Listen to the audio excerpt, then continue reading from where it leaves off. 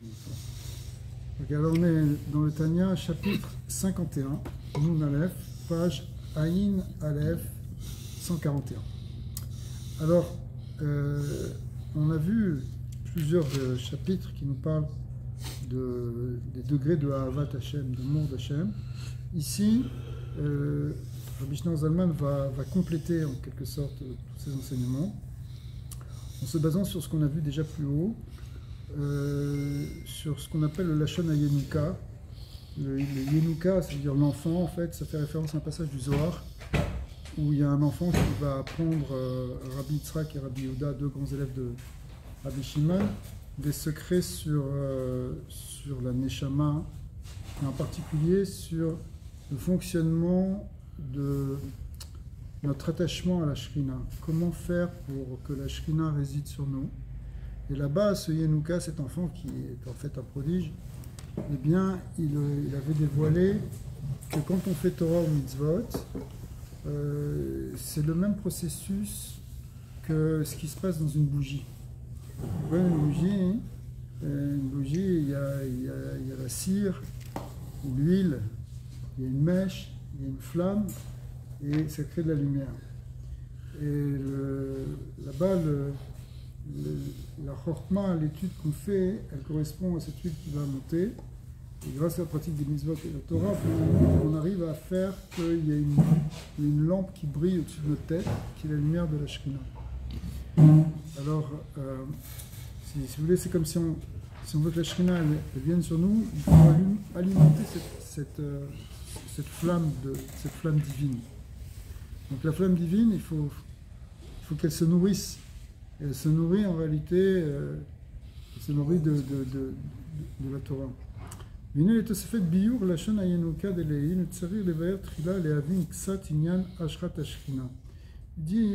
reprendre un peu cet enseignement. Et il faut comprendre d'abord qu'est-ce que ça veut dire qu'il y a une ashrat ashrina, ce qui veut dire que la shrina puisse résider sur quelqu'un. Ça veut dire que la shrina elle se pose sur une personne, sur un lieu. Qu'est-ce que ça veut dire? Maïnyana, allo melokola retskevodo. C'est une grande question. La Shrina, c'est dire quoi? C'est la présence de Dieu. Mais il y a des versets explicites qui disent que toute la terre est emplie de la gloire de Dieu. Alors, tu n'as pas besoin de dire qu'elle va se poser sur la tête de quelqu'un, d'un tzaddik, en train d'étudier la Torah, ou qu'elle se pose dans un endroit particulier. Elle est sur toute la terre. Qu'est-ce que ça veut dire, ça? Elle n'est pas partout. matérielle. Mais c'est pas matériel. Ça va dans ce sens-là. C'est pas matériel, non. C'est pas limité. D'accord? Tu peux dire que la présence de Dieu, elle serait plus à un endroit qu'à un autre. Une bonne question, non? Hachem, il est partout. Eh oui. Alors, Velet atar panu mile, toutes ces sont des expressions qui sont marquées dans le Zohar. Il n'y a pas de lieu où il ne soit pas. Let atar, il n'y a pas de lieu, panu mile, qui soit libre de lui, littéralement. C'est-à-dire qu'il est partout. Raïnyan, il explique. C'est un verset du livre de Job, qui dit « De ma chair, à partir de ma chair, je peux voir le divin ».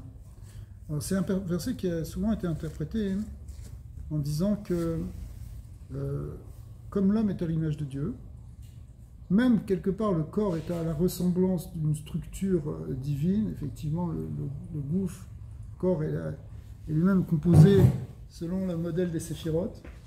Et donc, à partir de notre corps, c'est comme s'il servait de symbole pour retrouver le divin. Mipsari et Chesed Eloka. Un des symboles fondamentaux, si vous voulez, de la Kabbalah, c'est le corps humain.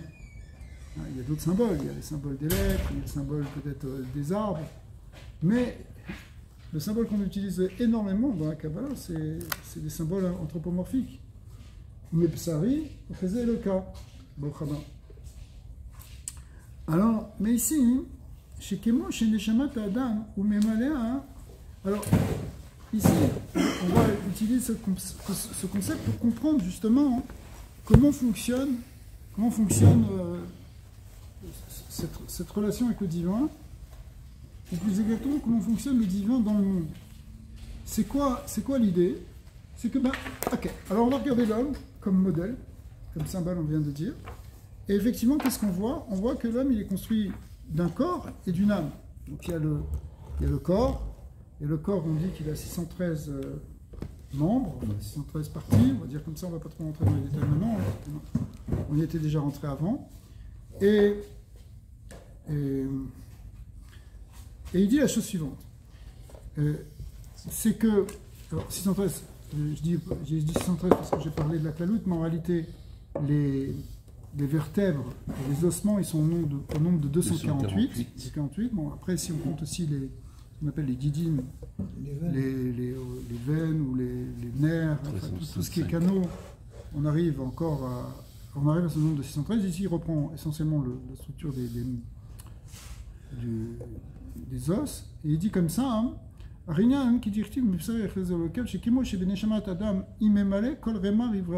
même que l'âme, elle va remplir en fait les 248 membres de l'homme. D'accord? Mirosh ve'adraglo, de la tête aux pieds.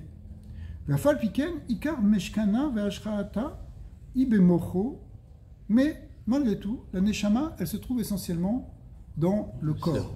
Bien que dans le cerveau, pardon. Okay?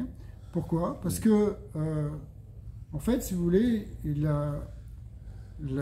alors c'est expliqué comme ça dans le Zohar et dans le Harizal que on a trois parties dans l'âme qui s'intègrent dans le corps. Ce qu'on appelle la neshama, le ruach et le nefesh. Et le lieu de résidence essentiel de la neshama, c'est dans la tête, c'est dans le mohar, c'est dans le cerveau. Le lieu de la résidence du ruach, c'est dans le lev, dans le cœur. Et le lieu de résidence du nefesh, qui est la partie la plus basse, c'est dans le kavet, c'est-à-dire dans le foie. D'accord? Qui correspondent, si vous voulez, à trois dimensions. La dimension spirituelle, c'est le cerveau. La dimension émotionnelle, c'est le cœur. Et la dimension physiologique, c'est le foie qui produit le sang et qui vivifie physiologiquement, on va dire, le corps. Maintenant, quand on regarde plus de manière globale, on va dire, essentiellement, on dit, la neshama, elle est surtout dans la tête. Mais en même temps, on vient de dire que la neshama, elle est partout. Elle remplit tout. Tu ne peux pas dire que ton âme, elle est juste dans une partie de ton corps. Elle est dans tout le corps, parce que s'il n'y avait pas une vitalité spirituelle qui descendait, donner de la chayout, de la vitalité au corps, le corps, il ne serait pas vivant. Effectivement, quand il y a quelque chose qui est coupé, que ça ne passe pas, effectivement, Chas v'Shalom, il y a une partie du corps qui est comme non vivante. Alors, en fait, il vient nous dire que, de même que dans le corps, il y a juste le corps, la neshama, elle remplit tout, mais il y a un endroit où, c'est quelque sorte, elle est plus concentrée. Et ben, c'est la même chose avec l'idée de Shrina. Bien qu'elle remplit tout le monde, il y a des endroits où elle est plus contractée, concentrée, elle est plus palpable. D'accord? Alors, Ve'afal piken ikar mishkana ve'ashraata ibemocho ve'amua mitpashetet bekol ha'evarim. En fait, et d'ailleurs on trouve ça aussi dans le point de vue médical, c'est que ce qu'il y a dans le cerveau, après ça s'épanche dans tout le reste du corps. Et en fait, si on continue dans l'analyse du corps, finalement, tout le corps, il reçoit sa vitalité en passant par le cerveau. Les filles, Mezigo, Vetrunato, et selon en fait sa fonction, et sa qualité et sa fonction, par exemple, l'œil, Aïn, Nirot, l'œil, il reçoit sa force du cerveau pour pouvoir voir, Ve'aozen, Nishmoa, et l'oreille pour entendre, Ve'apé, les daber, la bouche pour parler, Ve'regalim, là alors, les pieds pour marcher, évidemment, Kanire Bechouj, comme on peut le constater physiquement, chez Bémoire, Margish Kol Anifal Beremar Evarim. En fait, dans le cerveau, il y a un ressenti de tout ce qui va se passer dans le corps. Aujourd'hui, c'est ce qu'on fait avec les scans du cerveau. On peut voir s'il y a telle ou telle partie du corps qui va être affectée. Okay, parce que s'il y a un problème dans le cerveau qui correspond à tel ou tel organe, évidemment, ça va affecter l'organe. Mais on dit là ici dans la Kabbalah et dans la Chassidut que en fait le Ikar de la Neshama il se trouve dans le cerveau, mais en même temps il imite Pachet, il s'épanche dans tous les membres du corps, et de là il va donner la vitalité et il va animer l'organe en question. Vekol akorot otam, donc en fait tout ce qui va se passer après, tout ce qui va concerner ces membres, ben, en fait c'était d'abord au départ dans le cerveau. On voit aussi quand quelqu'un il a un problème, la colonne vertébrale est sectionnée, alors c'est le shalom que Dieu préserve, eh bien il se retrouve paralysé par exemple des membres inférieurs. Pourquoi? Parce que la vitalité ne passe plus par les nerfs, mais en réalité cette vitalité elle vient au départ du cerveau, qui se transmet par la colonne vertébrale et après par les nerfs. Donc on retrouve cette idée. Alors si c'est comme ça, attention, on a dit tout ça, on est en train de parler de l'homme, ici pour comprendre ce qui se passe avec le divin, ou ce qui se passe avec Hachem dans le monde. On garde ça en tête.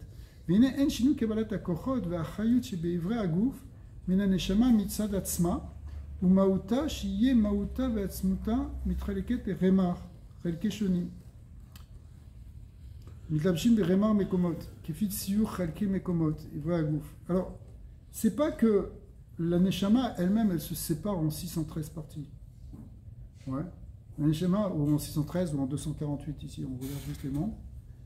C'est pas qu'il y a, si vous voulez, un morceau de Neshama dans l'œil, un morceau de Neshama dans le nez, un morceau de Neshama dans le bras. C'est pas comme ça. C'est toujours la même Neshama. C'est une seule lumière, une seule force, une seule âme finalement, mais qui distribue ses kochot, enfin qui s'épanche différemment selon les organes, et en fonction de l'organe, elle va manifester telle ou telle fonction.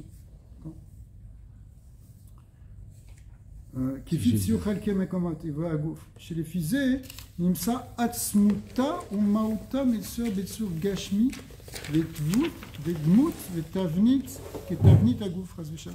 C'est pas que la neshama maintenant elle prend une forme, elle prend la forme qu'il y a dans le nez ou qu'il y a dans le bras.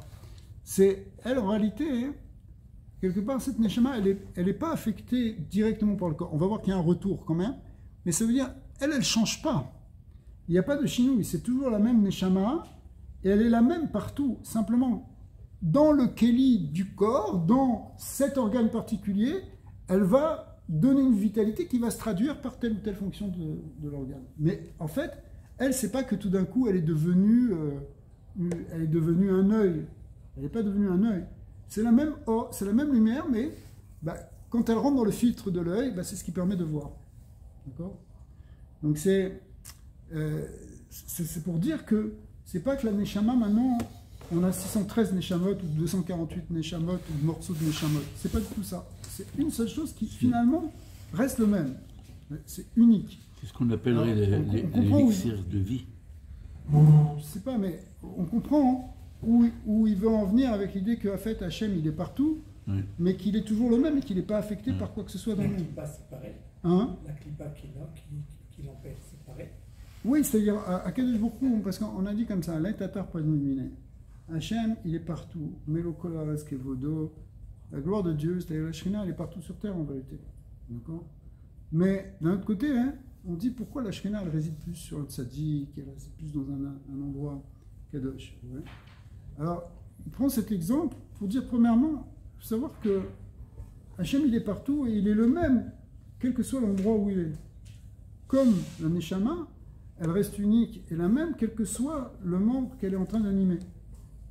D'accord? Alors, on va voir où il veut en venir. Et là, Kulo Etsem Echad, on est à la deuxième ligne, page 142. C'est un seul Etsem, c'est-à-dire c'est une seule essence divine de l'âme. L'âme, elle est. C'est pas qu'il y a plusieurs âmes, il y a une âme qui parle, une âme qui bouge. Non. C'est une seule âme. Rouchani, qui est spirituelle. Pachout, qui est simple, qui n'est pas composée. C'est. Et quand tu rentres dans la fonction d'un membre, tu pourrais dire, ça c'est déjà une qualification, c'est déjà une composition de quelque chose. Non, c'est une seule qui est identique, qui se manifeste dans plusieurs endroits. et qui est Moufchat Mikol Siour, qui est au-delà, qui transcende toute idée de forme et de limite en réalité. Elle n'a pas de forme, la Neshama. Ouais. Le Siour, ça veut dire une forme, ça veut dire un dessin. Tu ne peux pas dire elle a la forme d'une oreille maintenant parce qu'elle est dans l'oreille. D'accord? Nous, on aurait tendance à comprendre comme ça. Elle rentre dans l'oreille, alors elle épouse la forme de l'oreille. Non, elle est pas matérielle, elle est spirituelle. Donc, elle prend pas une forme matérielle. Ça veut rien dire. Elle est toujours la même. C'est toujours le même or qui est partout dans le gouffre. Ok? Makom. Tu peux pas la définir comme ayant un lieu et comme étant quelque chose de. Parce que dès que tu parles d'espace, Makom, d'espace, de lieu, tu rentres dans une considération qui est de l'ordre du physique. De limite. Ouais. Au Mida et des mesures, Vekvoul, des limites, Gashmi. Parce que tout ça, c'est du Gashmi. Mais elle n'est pas Gashmi. Donc elle n'est pas limitée, elle ne peut pas être structurée par quelque chose de physique. Mais le fait que les Neshamot sont différentes l'une de l'autre. Alors, il y a des essences qui peuvent être différentes, mais ce qui veut dire, c'est que par rapport au corps, elle n'est pas modifiée par le corps au sens où elle ne prend pas une forme dans le corps. Ouais. C'est une source constante de lumière. Elle est en tout cas unique. Ouais. Ouais, unique. Ouais. Mitzad Mauta Veatzmuta. Donc on dit Mitzad Mauta Veatzmuta. Velosh, ça c'est parce que c'est comme ça qu'elle est, c'est son essence. Veloshayer Bemaut Veatzmuta, Bemauta Veatzmuta. On ne peut pas dire que dans ce qu'elle est, dans son essence, Mamarshi Bemochin Sheberosh, Yoter Miregalim. En réalité, théoriquement, on ne peut pas dire qu'elle est plus dans la tête que dans le pied, ce qui est contraire à ce qu'on a dit tout à l'heure, n'est-ce pas? Mais parce que ça ne veut rien dire, elle est au-delà de la notion même d'espace. Il faut qu'on comprenne bien ça. La Neshama, c'est quelque chose de spirituel. Et quelque chose de spirituel n'est pas soumis, n'est pas... on ne peut pas le qualifier par des définitions matérielles, comme l'espace, et même comme le temps d'ailleurs. Gashmi. Rak, alors comment ça marche? Parce que quand même, on a cet enseignement qui dit que la Neshama, elle est plus dans le cerveau et que ça s'éponge du cerveau. Alors, qu'est-ce que tu veux dire? Tu es en train de me dire qu'elle est identique partout et tu veux dire qu'elle est plus dans le cerveau? Il y a une contradiction. Alors, comment on s'en sort? Rak, chez Tariak bine kochot vechayot klulimba bemauta veatzmuta latset et la poel. C'est qu'en fait, tout ce qu'elle va accomplir dans le corps, c'est quand même en elle. En elle, il y a cette... C'est pas qu'elle est complètement passive à quelque chose de plastique qui pourrait rentrer là et rentrer là. Non. Elle a la fonction, par exemple, de la mémoire, la Neshama. Elle a la fonction de la vue. Elle a la fonction de la marche. Mais en elle, c'est inclus dans une unité. C'est seulement quand elle se manifeste dans le corps que ces fonctions-là peuvent apparaître comme telles. Mais sinon, elle est, comme on a dit, un hors pachout, elle est complètement simple, sans définition, sans composition spatiale ou quoi que ce soit. Mais en même temps, elle contient cette possibilité. C'est-à-dire que qu'est-ce qui fait qu'on marche? C'est parce qu'il y a quelque chose dans notre nefesh qui contient qui donne un ordre.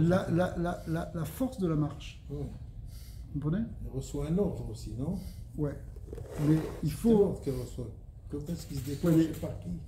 mais Par qui se déclenche cet ordre-là? Mais c'est pas... Mais c'est pas qui vitalise le cerveau qui lui donne l'ordre. Oui, c'est bien sûr. Mais en même temps, si tu veux, regarde.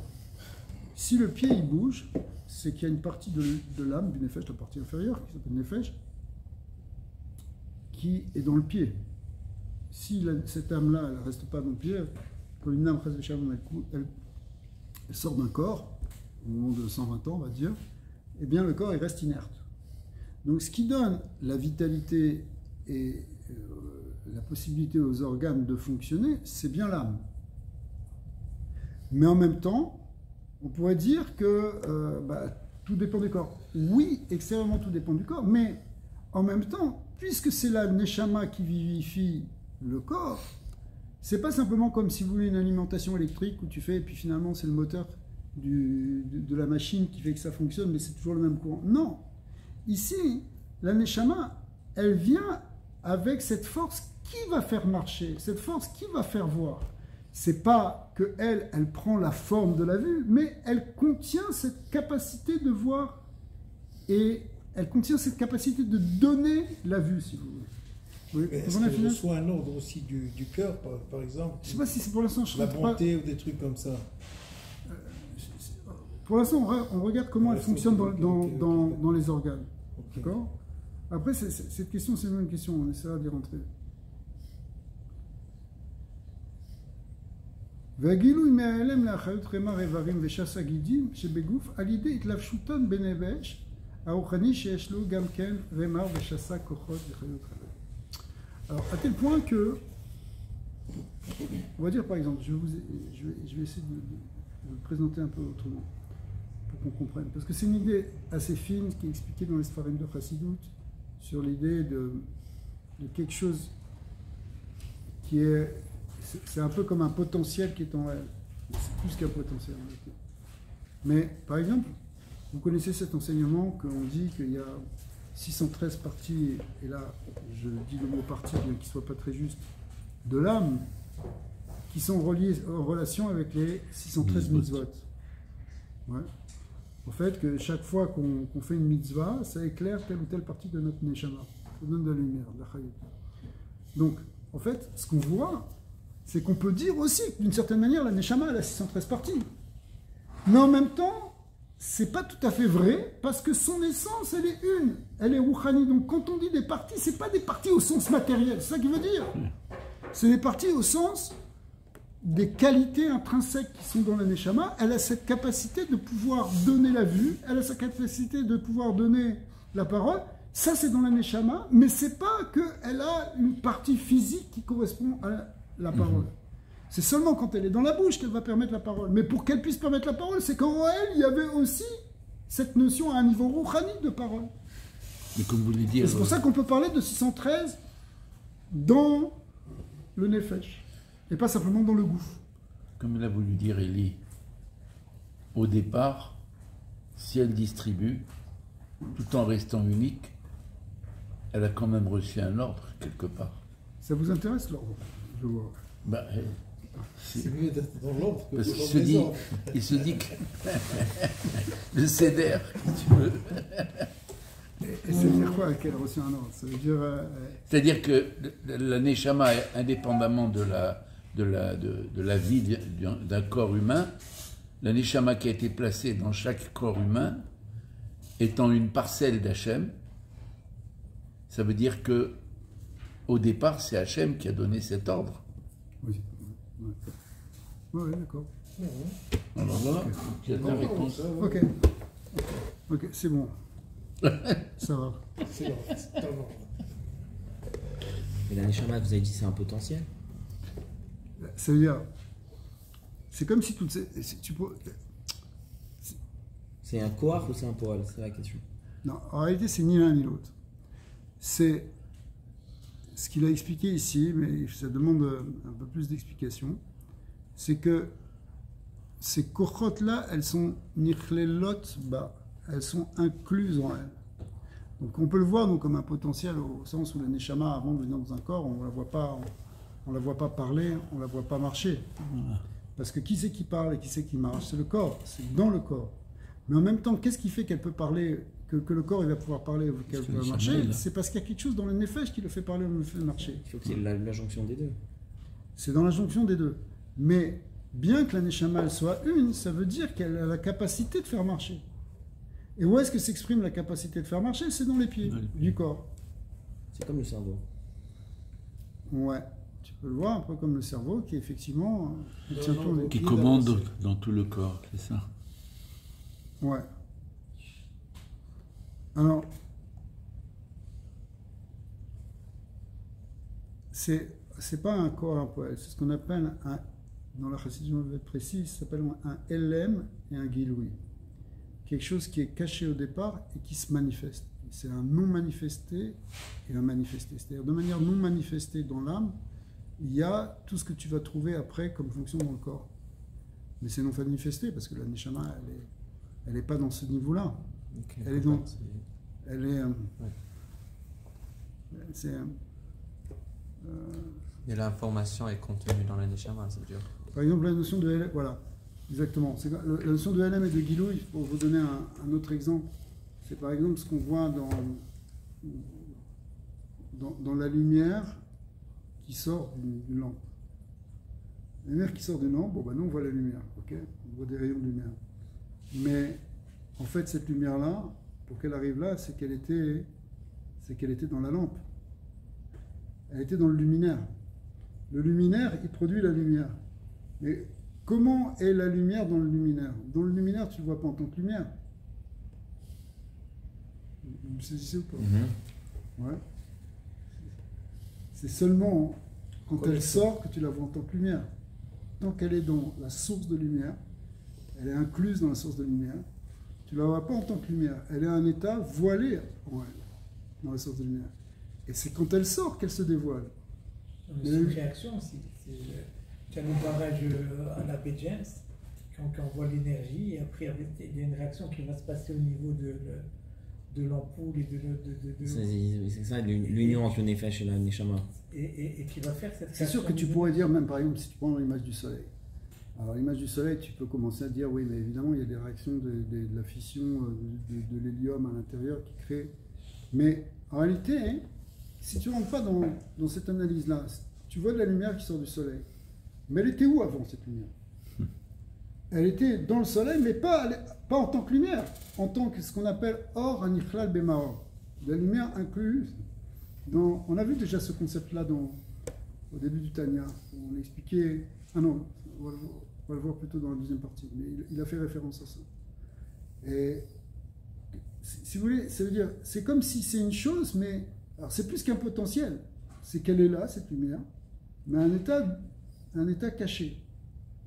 Ouais. Il y a d'autres images qui sont plus fortes que ça encore, qui sont données pour les sphères. Par exemple, C'est comme si on. par exemple, où est le feu dans le silex avant qu'il sorte du silex? Quand tu tapes de pierre, tu fais jaillir une étincelle, tu crées du feu. Donc tu as du feu qui sort. Mais le feu, il était dans la pierre. Ouais.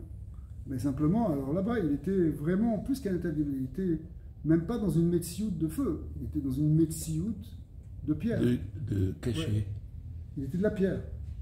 De pierre, il est passé à l'état de feu. Ok. Après, tu peux essayer d'analyser. Tu avais une pierre, maintenant tu as du feu. Alors où était le feu? Il était dans la pierre, mais pas à l'état de fer, pas à l'état de pierre, pas à l'état de feu, à l'état de pierre.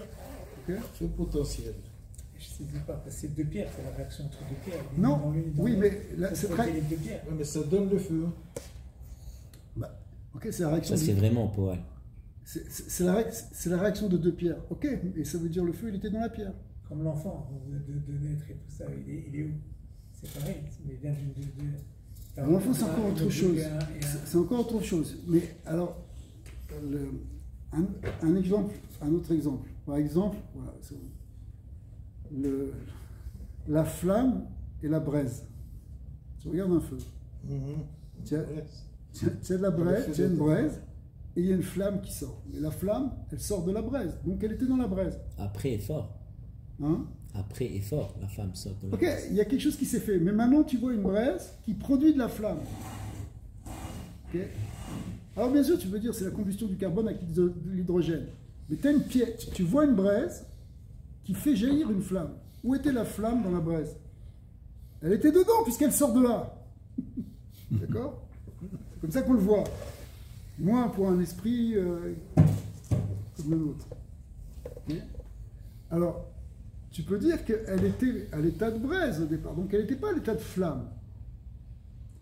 Alors, c'est un peu la même idée, si vous voulez, ici. C'est-à-dire que les fonctions qui vont apparaître de l'âme au travers du corps, elles étaient dans l'âme avant d'être dans le corps, mais pas à l'état visible tel qu'on le voit nous maintenant dans le corps. Comme cette flamme, elle était dans la braise, et tu ne la voyais pas en tant que telle, comme la lumière du soleil qui était dans le soleil, que tu ne voyais pas comme une lumière puisqu'elle était dans le soleil. D'accord? C'est la même chose. C'est ce qu'on appelle. Donc, c'est pas une ligne de Kohar, parce que quand tu dis la notion de puissance et d'acte, de Kohar et Poal, ça fait référence à quelque chose qui doit nécessairement advenir. Si quelque chose est en Bekoar, le mot Kohar veut dire qu'il va devenir Bepoal. D'accord ? Ça va toujours avec la paire, si vous voulez, entre le Kohar et le Poal. C'est-à-dire un potentiel doit devenir actuel. Hein ? Et ça ne peut pas rester tout le temps. Il contient l'actualité, presque obligatoirement. Le Kohar et le Poal, philosophiquement, c'est une causalité. C'est une chose c'est une cause, ce qu'on appelle aussi Ilav et Alul, la cause et l'effet. Or, ici, ce n'est pas forcément une cause et un effet, parce que la Neshama, elle aurait pu ne pas venir dans un corps. C'est pas obligatoire. C'est-à-dire. Quand tu parles de quoi quand tu parles. Alors, si lui. c'est parce qu'on n'est pas habitué au langage philosophique. Mais dans le langage philosophique, on distingue entre le potentiel et la possibilité. Ouais, alors, c'est-à-dire, le possible, ça peut être ou ça peut ne pas être. Mais le potentiel, ça finit par être. C'est comme ça qu'on définit la notion de quoi pour aller en. Non, il peut avoir un potentiel sans qu'il y ait nécessairement un résultat. Je te dis, ça c'est parce qu'on a déformé le langage. Mais le langage philosophique médiéval, que tu retrouves aussi, c'est aussi bien dans chez Goïm que quand tu parles de Chassidut de Kabbalah, que tu parles de Kohar et de Poal, un Kohar, c'est automatiquement quelque chose qui se transformera en Poal. Ça veut dire c'est l'état de quelque chose qui va finir par être. Quand tu regardes quelque chose de Bepoal, quelque chose qui existe, ça veut dire qu'il était Bekoar. Et que sa cause, elle est dans le Kohar. Pour ça, c'est la notion de Ila et de Halon. Mais si tu veux être Médaillek, alors tu ne vas pas parler, si tu veux parler de ce que tu veux dire, un potentiel qui ne peut pas exister, ça ne s'appelle pas un potentiel, ça s'appelle un possible. Une possibilité. Et une possibilité, ça peut être, ça peut ne pas être. Mais quelque chose qui est potentiel, ça doit être. Alors c'est pour ça que, pourquoi je te dis ça? Parce que les rébellions, ils ont beaucoup insisté là-dessus. Et c'est pas que ici, la Neshama, c'est pas tout à fait le sujet, mais c'est pas ici que la Neshama, elle porte Bekoar, elle doit forcément se manifester en tant que telle. Pour imaginer qu'elle ne se manifeste pas dans le corps. Mais ici, c'est plus quelque chose qui est un guilouille d'un LM, un dévoilement de quelque chose qui était à un état, c'est-à-dire, si on le passait parler en langage philosophique, c'est la manifestation d'un état qui était non manifesté, qui devient manifesté. Alors, ça s'appelle, en hébreu, ça s'appelle le LM et le guilouille. Alors, le LM, il peut rester LM, c'est pas forcément qu'il devient. Au début du il y a des possibilités de non-manifestation qui ne se manifesteront pas. C'est pas celui qui s'est posé sur si tu veux pour le dire par exemple. Les possibilités. Ouais, il y a des choses de Dieu, il y a plein de forces divines dont on n'a absolument pas accès, et peut-être qu'on n'en aura jamais accès parce que c'est du non manifesté. C'est Hachem, pour ça, et c'est obligatoirement comme ça, parce qu'il est infini. Donc étant infini, il y a en lui des possibilités de manifestation et des possibilités de non-manifestation. Et j'ai bien parlé de possibilités et pas de potentiel. Ouais. Pourquoi ? Parce que Dieu, il est infini, mais il est limité par rien. Donc tout est possible en lui, donc il a toutes les possibilités, il a l'infini des possibles, il est la possibilité, ce qu'on appelle le Kol Yachol, et il est la possibilité avec un grand P, si vous voulez. C'est-à-dire que tout est possible pour lui, mais il y a des choses qui va manifester dans le monde et des choses qui ne vont pas manifester. C'est ce qu'on explique dans l'histoire du Kabbalah, c'est qu'il y a des niveaux de Dieu qui sont totalement au-delà du monde et auxquels on n'a strictement aucun accès. Il y a des gens qui ont accès, comme le Tzaddik, qui peuvent. Non, il y a des choses qui n'ont aucun accès. Parce que. Aucun comment ? On n'a aucun accès. Parce que, aucun accès. Parce que c'est des choses, par définition, inaccessibles.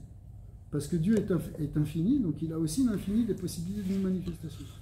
On est en plein métaphysique, les amis. Au début, tu as parlé de l'aneshama qui se localisait au niveau du cerveau. C'est ça qu'on veut comprendre, parce que d'un côté, l'aneshama, on te dit, le mishkan essentiel, il est au niveau du mohar, sa résidence principale au niveau du Moab, mais d'un autre côté, on dit qu'elle est partout, elle est identique, la même partout. Donc ça veut rien dire. Ben, c'est la même chose. Pourquoi on parle de tout ça? Bien que ce soit un petit peu compliqué, c'est pour comprendre cette idée que la Shrina, elle est à la fois partout, et en même temps, elle va être à la Rosh Hatzadik, ou elle va être sur la tête de celui qui étudie la Torah. Comme c'est marqué que Shoshash est l'homme dit Torah, mais même un qui est l'homme de Torah, Shrina Benéam, Shrina al-Roshur, la Shrina, elle est là pour celui qui étudie. Là, on est en train d'étudier la Torah, la Shrina, elle est parmi nous. Est-ce qu'il y a des endroits qui sont considérés comme tamés et dans lesquels, dans ces endroits, Hachem peut se trouver? Alors ça, c'est plus loin dans le Tanya, dans la 4e partie du Tanya. Hein. Ah bon? Il va expliquer ça. Anticipé. Il va expliquer en détail cette question-là, parce que c'est une question qui a été fondamentale par rapport parce que... aux accusations qu'il y a contre la Chassidoute, en particulier contre Baal Shem Tov. Et il va y répondre, c'est dans les Higuerot qui sont plus loin. C'est dans la Higueret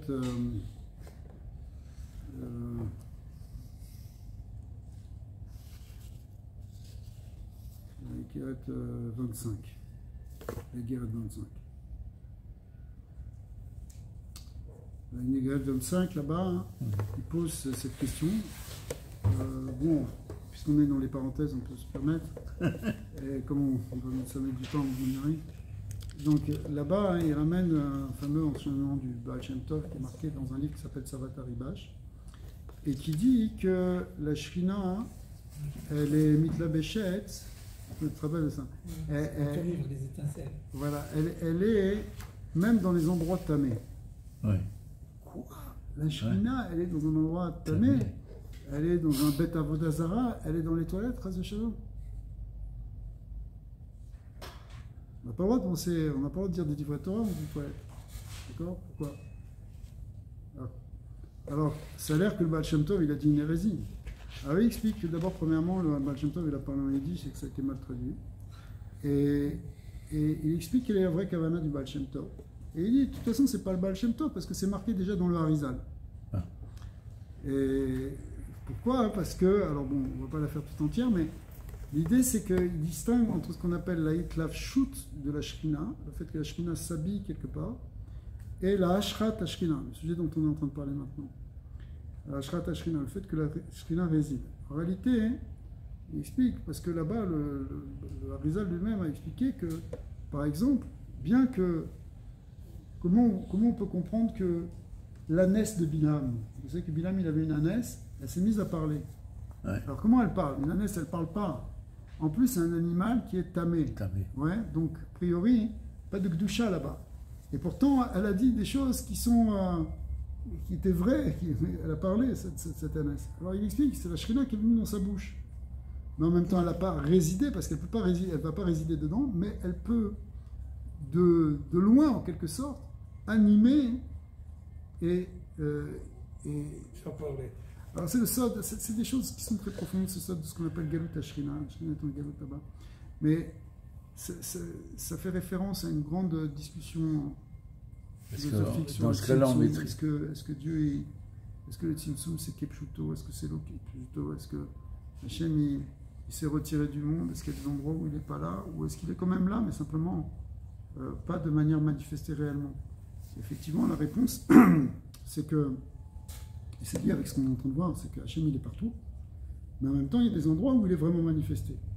Donc Hachem il est partout, y compris même dans des endroits de Touma, mais où est-ce qu'il manifeste sa Shrina? C'est dans un endroit de Gdusha. D'accord? C'est pour ça que c'est vrai que, alors, s'il n'y avait pas une partie, un Itzut, une étincelle de Shrina qui était Mechaye, qui donnait la vitalité à cet endroit, même un Bet Avodah Zara, mais cet endroit retournerait au néant, parce que c'est ça qui donne toute l'existence, cette parcelle divine. Mais en même temps, c'est sûr que ce n'est pas le lieu de résidence. On ne peut pas dire que la Shrina, elle réside dans un Bet Avodah Zara, dans une maison d'idolâtre. D'accord? On pense aussi à la création d'Adam Rishon. C'est la première fois qu'Hachem touche la terre. Que la présence divine est sur la terre. Je sais pas. Il n'y a pas un contact à ce moment-là? Moi, je challenge. Je sais pas. Hein, comment? Moi, je question, challenge, whatever. Ouais. Ça peut être, c'est Jérusalem, par exemple, tout le monde se bat pour. Ouais. Ça se manifeste. Ça veut dire que c'est tout le monde, comme quand il y a 10 personnes, comme ici, parce qu'il y a des livres, on est là qui part, on est tous en train d'étudier, il y a une shrina, il y a une présence. Mais si tu vas à Saint-Barth, par exemple, il n'y a pas de religieux, juif, pas juif, on s'en fout. Il n'y a pas de présence divine. Exact, c'est ça ce qu'on est en train de dire. Donc, Élie, c'est une manifestation humaine, non? Ben, C'est non, pas ça y est. Dieu ou pas Dieu, c'est juste. Sur Jérusalem, c'est marqué 17 fois dans notre ouvrage. Mamakom Asher Yivchar Hashem. Chapitre 17 fois, c'est marqué. C'est l'endroit que Dieu aura choisi. Alors, c'est pas marqué, mais on sait que cet endroit qui a été choisi par Dieu pour résider, c'est Jérusalem. Donc là-bas, ça parle de Jérusalem. Donc c'est un endroit qui est saint. Qu'est-ce qui s'est passé? C'est vrai que c'est les hommes qui ont accordé cette sainteté, mais en même temps, elle était déjà choisie par Dieu.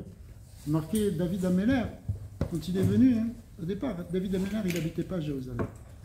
Il est resté pendant 14 ans à Hebron, c'est là-bas qu'il a été nommé comme roi, et après ça, il est venu, il a racheté aux Jébusiens, il leur a racheté la montagne de Yerushalayim, il a racheté tout ça, il a commencé à faire son palais là-bas, ce qu'on appelle Ir David, et en même temps, il disait, mais où est-ce que ça va être le temple qu'on va faire pour Dieu? Je ne peux pas avoir moi une maison qui n'est pas une maison pour Hachem. Donc il a commencé à chercher avec des cavanotes, etc., l'endroit où ça devrait être, et il a trouvé, c'était sur le Arbaït, il a trouvé que c'était là, il a vu que la Gdoucha elle était là-bas. Après il n'a pas pu construire à Ramoria, qu'on appelle Arbaït, l'esplanade des mosquées, pour les gens qui ne connaissent pas. Alors, il a voulu commencer à construire. Hachem lui a dit non, c'est pas toi qui vas construire, c'est ton fils, c'est le roi Salomon, Shlomo Améler qui a construit. Mais il a cherché cet endroit où il y a le Gdoucha. Il y a des endroits, tu vas me dire, c'était une Gdoucha qui était là bien avant.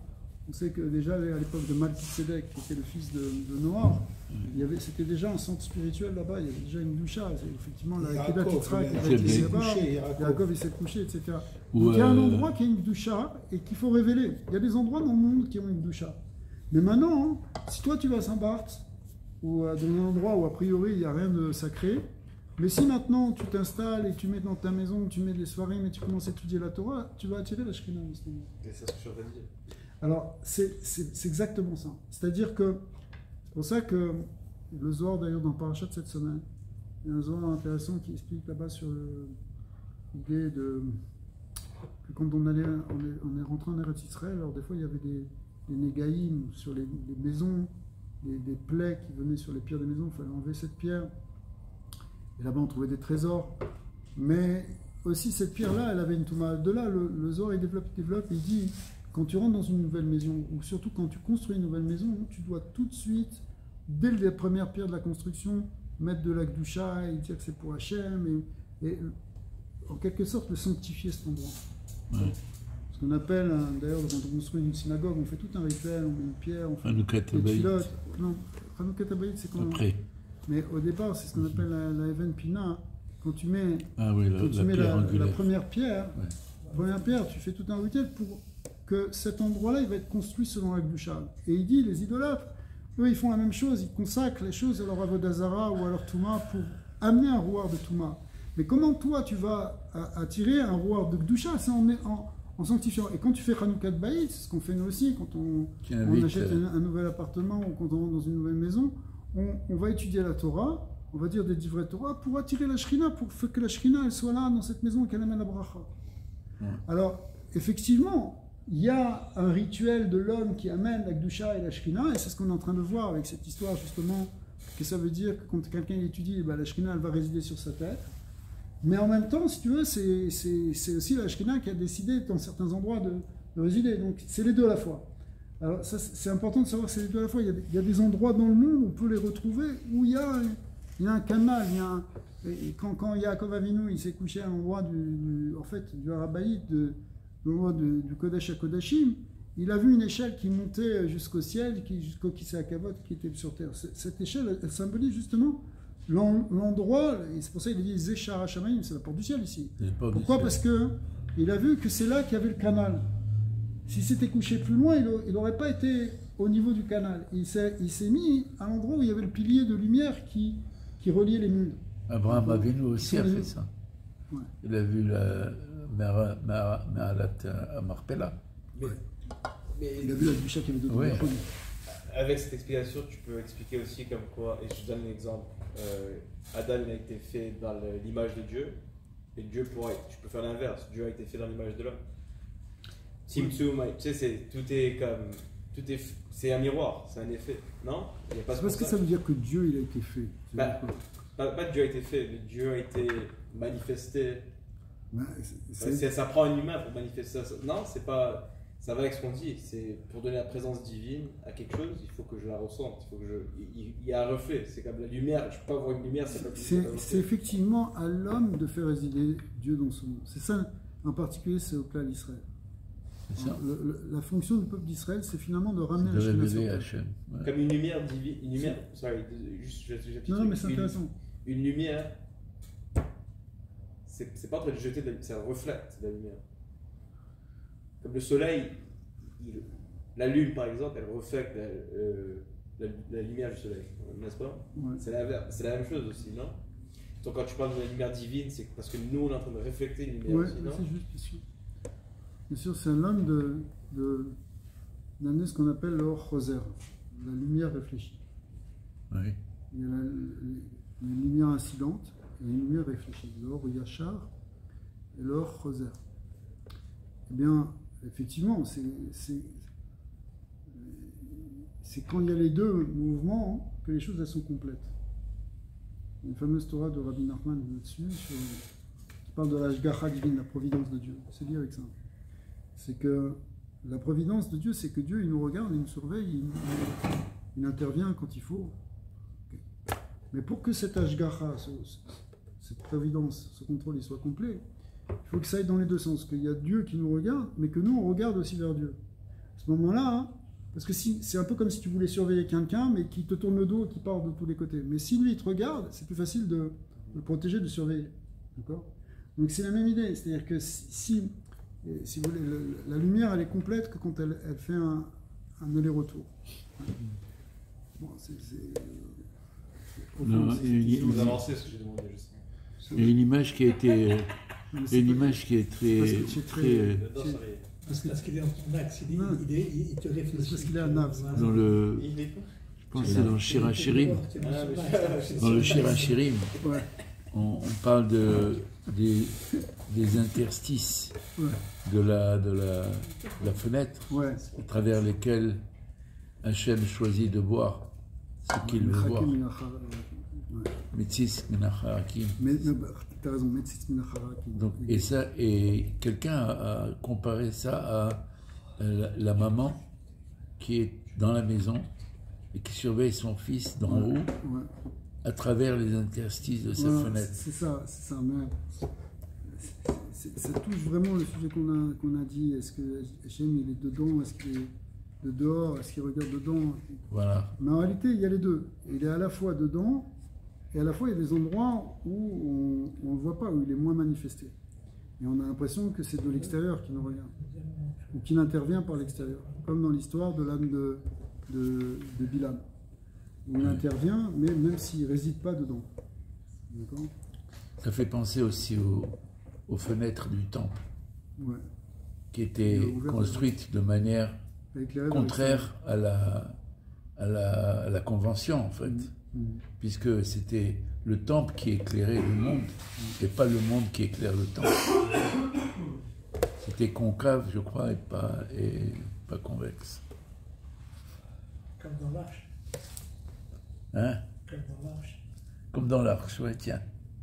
C'est vrai.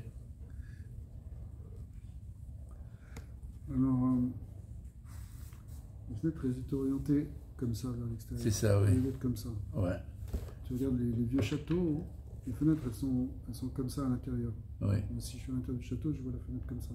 C'est-à-dire qu'il y a un petit peu de lumière, ça se diffuse après. ouais. Mais là, dans le temple, c'était contraire. C'est ça. C'est comme l'ouverture d'une caméra. On va peut-être... Quand tu prends une photo, Mhm. s'il y a de la lumière, il y a des angles C'est incroyable. Ok, alors, venez, on finit ce paragraphe, c'est cette page-là, cette page 142.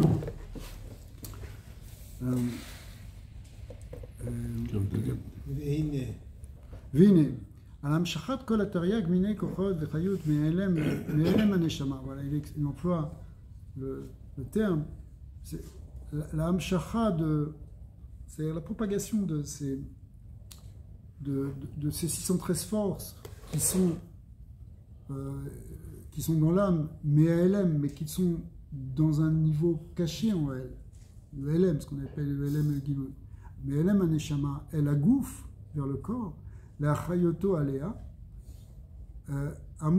la Chayoto Alea Amru, Sheikar Mishkana Ve'ashrata El Amshachazu, Ve'gilouize ou Kulo Bemouchin Shebachot.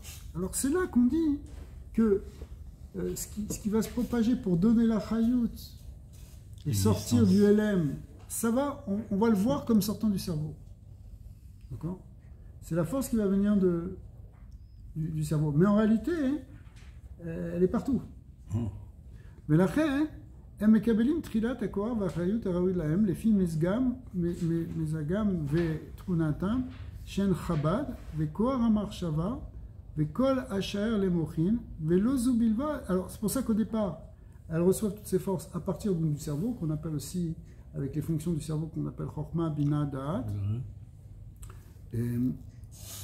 ולא זו בלבד, אלא גם כלולות כל המשכות החיות לשאר האיברים גם כן, כלולה ומלובשת במוחין. Et en fait, tout ce qui va se propager après dans le corps, et toutes les différentes forces, et bien tout finalement on le voit comme inclus dans le cerveau.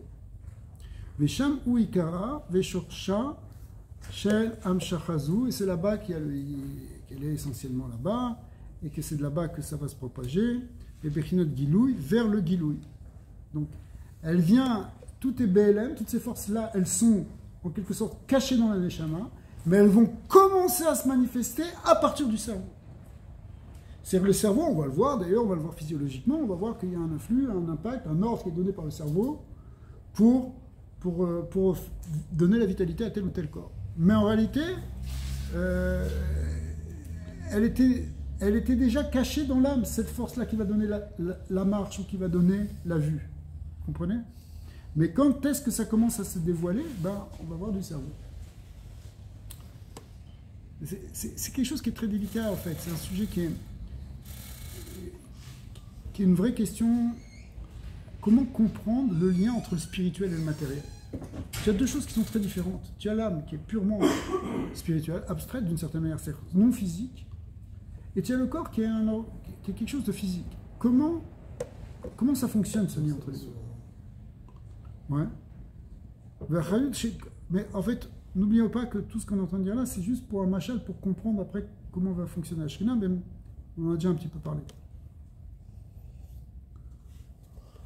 Chez le kol הנשמה כולה, ומשם מתפשטת העירה לשאר כל האיברים. Après ça, ça va se propager dans tous les membres. ומקבל כל אחד כוח וחיות הראוי לו. Et du coup, chacun va prendre la force qui lui convient. C'est-à-dire qu'il va prendre la force de voir, et pas l'œil va prendre la force de voir, et il ne va pas prendre la force de parler. D'accord? כפי מזוגו ותכונתו כוח הראייה מתגלה בעין. Donc du coup, la force de la vue, qui était bien sûr inclus au départ, BLM, caché dans la Neshama, eh bien, il va se manifester dans l'œil. וכוח השמיעה באוזן, etc. Et l'ouïe dans l'ozen, dans l'oreille. וכל הכוחות מתפשטים מהמוח, et du coup, toutes les forces, elles vont se déployer à partir du cerveau, qui est Noda, comme c'est connu. qui sham ou ikar mishkan הנשמה. Parce que c'est là-bas que la Neshama, elle réside essentiellement. Kula bebechinat gilui, sheniglit sham, klalut achayut amitpashet mimena. Donc effectivement, c'est dans le cerveau qu'il y a l'ensemble, la globalité des forces qui vont ensuite se manifester. Rak kochotea shel klalut achayut meira mitpashetim misham. C'est simplement ces forces qui meirim ou mitpashtim misham, qui vont se déployer là-bas, les kol ivrei agouf, dans tous les membres du corps, qui dimion à or amit pachet, comme la lumière qui qui se diffuse, ou Meir, mais un Neshama et Chedre Chadarim, mais Shemesh, pardon, excusez-moi, comme la lumière après qui se diffuse dans toutes les pièces, Vafilou Alev, Mekabel, Me'amoa. Alors, l'image en fait, du soleil, c'est une image qui est connue aussi, ramenée dans le marin. Le soleil, c'est le même soleil, mais qui va entrer par toutes les fenêtres, qui va entrer et qui va éclairer toutes les pièces. Alors, il dit maintenant, parce que toi, tu avais parlé du cœur, mais il dit, va filou lève, même le cœur, mekabel me'amoa, lui aussi reçoit du cerveau. C'est-à-dire tout part du cerveau. Mais la chen amoa, shalit alav be toldato, kena, c'est quelque chose qui est connu, c'est que dans sa nature, le cerveau peut contrôler le cœur. Pourquoi? Parce que tout passe au départ par le cerveau, même si le cœur il va avoir un aspect central, mais ce qui est encore plus central, c'est le cerveau. C'est pour ça qu'on dit souvent que Moar Sheit à l'élève. Alors après, il va utiliser ce machal pour expliquer ce qui se passe avec la Shekhinah. Peut-être on le fera la prochaine fois pour faire tranquillement. Ça, Puisque c'était un peu technique, un peu difficile. Amen, amen.